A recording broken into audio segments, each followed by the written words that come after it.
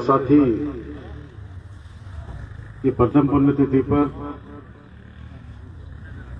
इस शिविर में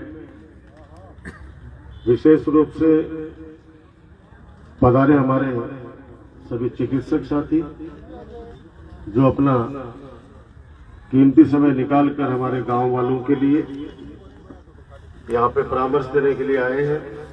मैं सबसे पहले मेरे बाल सखा और हमारे युवा विकास मंच के संस्थापक अध्यक्ष भाई सरवनचार्य जी को श्रद्धा सुमन अर्पित करता हूं, भावभीनी श्रद्धांजलि अर्पित करता हूं। श्री राम भाई साहब, सज्जन और बहुत से ऐसे यहाँ पे साथी बैठे हैं जिन्होंने उनके साथ बहुत समय बिताया है। एक छोटे से गांव से निकलकर नवलगढ़ तहसील के अंदर अपना नाम कमाना, हर घर तक अपनी पहुंच बनाना। और मैं तो ये कहूंगा कि 2007 में जब युवा विकास मंच 2006 में शायद बनाया है ना, 6 में, तब ये सोनू वगैरह तो छोटे छोटे बच्चे थे सारे, राकेश, तब मुझे वो लेके जाते थे दूसरे गांव के अंदर मिलाने के लिए लोगों से, तो इतना सम्मान के साथ लोग मिलते थे। और मेरा परिचय पूरे नवलगढ़ विधानसभा में उन गांवों में भी कराया जहां पे मैं कभी गया भी नहीं था। और एक पर्दे के पीछे जो डायरेक्टर की भूमिका होती है, कभी फ्रंट पे नहीं आता था वो पर्दे के पीछे रह के और सारे कार्यों का संचालन करता था। और जहां पर लगता था कि नहीं यहाँ पे सुधार की आवश्यकता है, अपनी बेबाक राय हमें देते थे। चिकित्सा के क्षेत्र के अंदर, नवलगढ़ के अंदर क्या होना चाहिए, मैंने तो पूरी जिम्मेदारी भाई सरवन को दे रखी थी कि आप जाके देखो क्या क्या वहां हमारे जो अस्पताल में लोग आते हैं उनको और क्या क्या सुविधाएं मिल सकती है। क्योंकि पैसे वाला तो इलाज कहीं भी करा सकता है, गरीब आदमी को इलाज कराने के लिए ब्याज पे पैसे लेने पड़ते हैं, जमीन गिरवी रखनी पड़ती है। तो वो सारी सुविधाएं हमारा सोच था युवा विकास मंच का कि अपने नवलगढ़ में होनी चाहिए। तो चिकित्सा के क्षेत्र के अंदर हमारे संस्थापक अध्यक्ष जी का बहुत बड़ा योगदान था। और मुझे खुशी है इस बात की कि उनका पूरा परिवार, उनके भाई, भतीजे, सुपुत्र, आदरणीय भाभी, सब लोग उनके कार्यों को, उनके सपनों को आगे ले जाना चाहते हैं। आदमी जन्म लेता है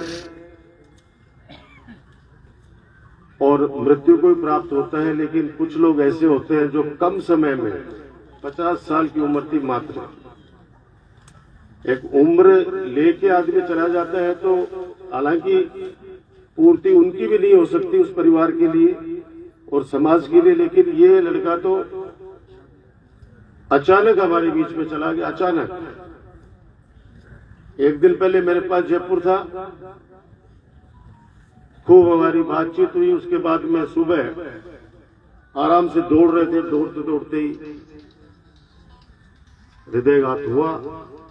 लेकिन उनके परिवार, उनके बच्चे, उनके भतीजे राकेश छुट्टी लेके बैठ गए। सोनू ने तो फोन, चाचा ये कार्यक्रम करना है। मैंने कहा प्रथम पुण्यतिथि है, शुरुआत करेंगे अपन चिकित्सा शिविर से और सरवन के हर पुण्यतिथि के ऊपर बड़ा मेला भरेगा जिसके अंदर हजारों लोगों की सहायता होगी, हजारों लोगों की मदद होगी। और आज ये छोटा कैंप आपको दिख रहा है, वो वक्त भी आएगा जब बड़े स्तर के ऊपर प्रचार प्रसार करके, क्योंकि मेरा उसमें योगदान सिर्फ आज उपस्थित होके दे पाया हूं। ये सारी मेहनत इन बच्चों की है, हमारे युवा साथियों की है। कल अचानक फोन आया राकेश का कि चाचा वो परमिशन नहीं दे रहे। मैंने कोई बात नहीं यार, अपने स्टेडियम में लगा लो, अपने नदी में लगा लो, लोगों की सेवा करनी है अपने को, तो कोई बात नहीं। बाकी सरकारी संस्थानों के अंदर अगर कोई सामाजिक कार्य करने वाले संस्थान अगर आते हैं, जैसे मैंने सीएमओ साहब से कहा कि आप ये बताइए, कोई संस्था अगर अपने किसी कार्यकर्ता या कोई ऐसा बेटा अपने माता पिता की याद में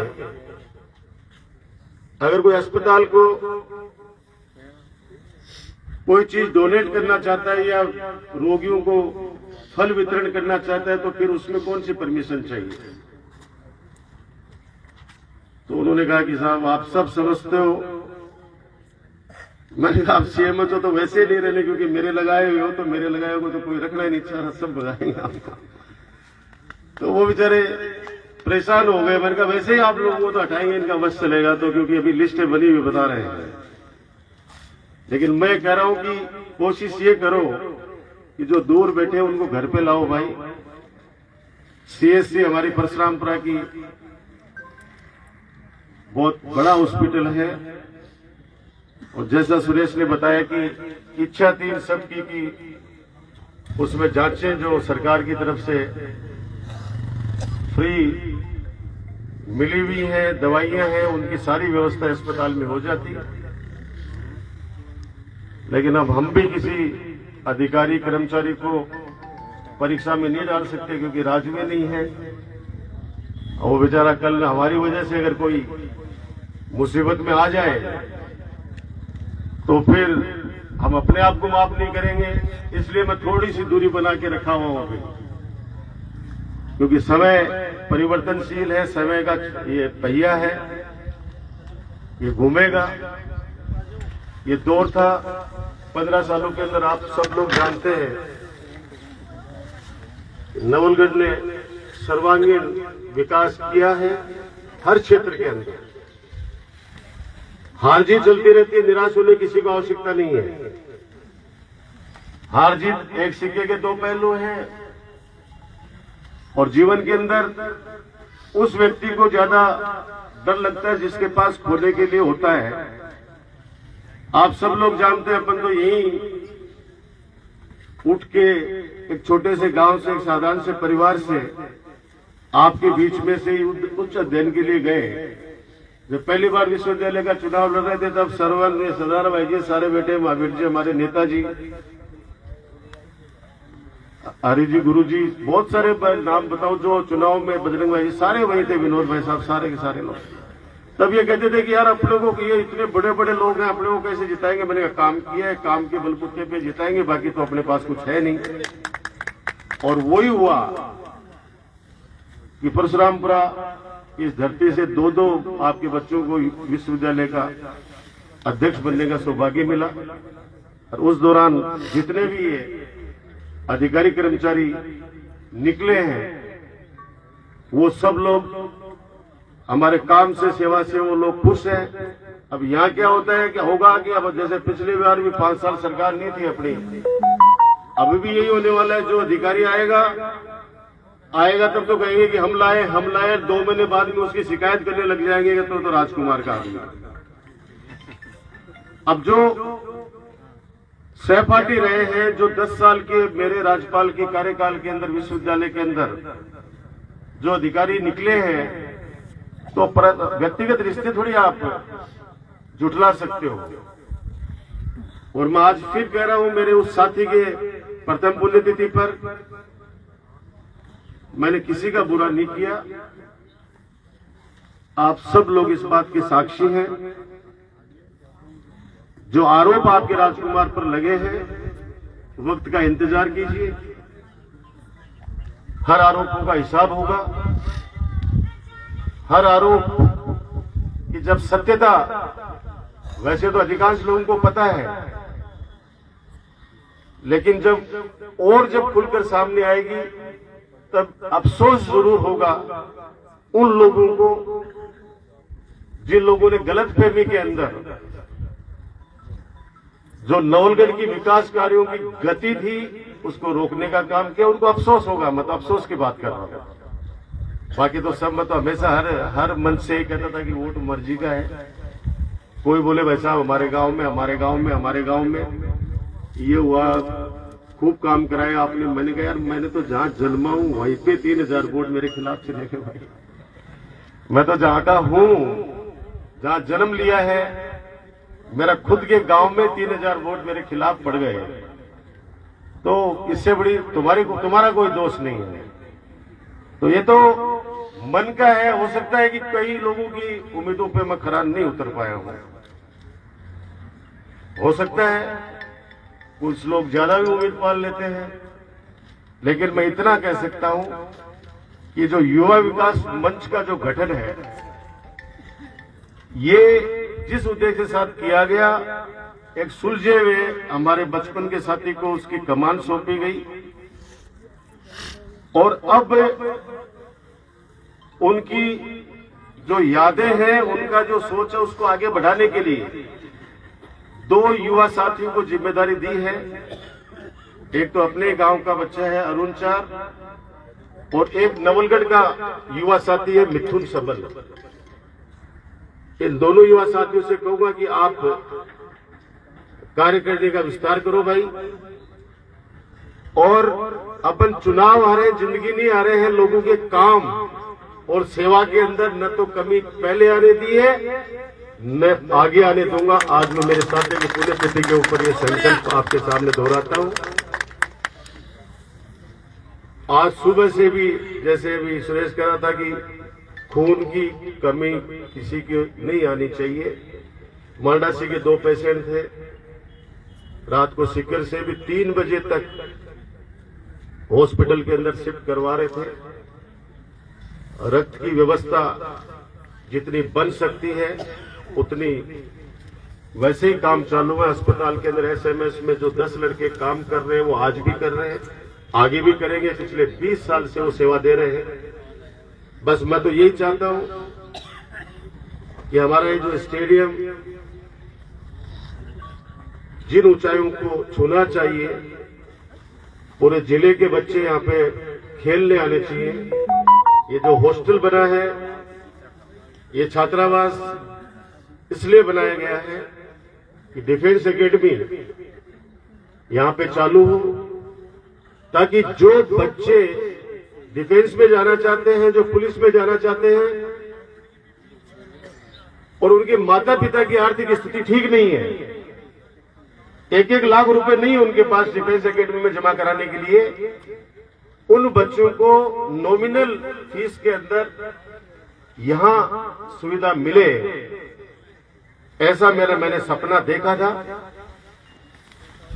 अभी जो बजट स्वीकृत हुआ है वो तो काम चल रहा है, लेकिन उम्मीद करेंगे कि आने वाले वक्त के अंदर हमारा ये स्टेडियम ये इसी भव्यता को बनाए रखे और यहाँ पे जो खेल के जो गतिविधियां हैं वो जल्दी शुरू हो।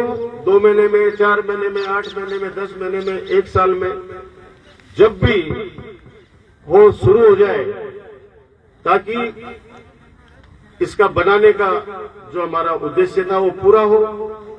डिफेंस एकेडमी यहां चलेगी, अच्छे टूर्नामेंट यहां पे होंगे। ये रामचंद्र जी जागड़ भाई साहब बैठे हैं, इन्होंने कहा था कि एक बड़ा वॉलीबॉल का राष्ट्रीय स्तर का टूर्नामेंट, मैं सरवन हम लोग सारे बैठे थे, बहुत पहले की बात है जब इसकी नींव रखी गई थी। तो इन्होंने 2 कोर्ट सुझाए थे कि 1 कोर्ट नहीं 2 कोर्ट बनने चाहिए वॉलीबॉल के। दोनों रामचंद्र जी वैसा प्रस्तावित है और उसका बजट सब स्वीकृत है। बैडमिंटन, इंडोर बैडमिंटन कोर्ट चाहे राजस्थान में पहला गांव होगा ग्रामीण स्तर के ऊपर जो यहाँ पर बनकर तैयार हो गया, पहला गांव पूरे राजस्थान ग्रामीण लेवल इंडोर बैडमिंटन स्टोर। तो वॉलीबॉल के भी 2 यहाँ पे कोर्ट बनने हैं। रहने की कोचेज की अलग से व्यवस्था करी है और 2 टीमें, 4 टीमें, 6 टीमें, 8 टीमों तक आराम से इसमें रह सकती हैं। ये सारा हमारा स्टेडियम में है। आप सब लोग हमारे साथी को श्रद्धासुमन अर्पित करने के लिए आए। आप सबका धन्यवाद देते हैं और ये वादा करते हैं कि अगले वर्ष 1 महीने पहले ही अपन लोग इसकी तैयारियां शुरू कर देंगे और पूरे क्षेत्र के अंदर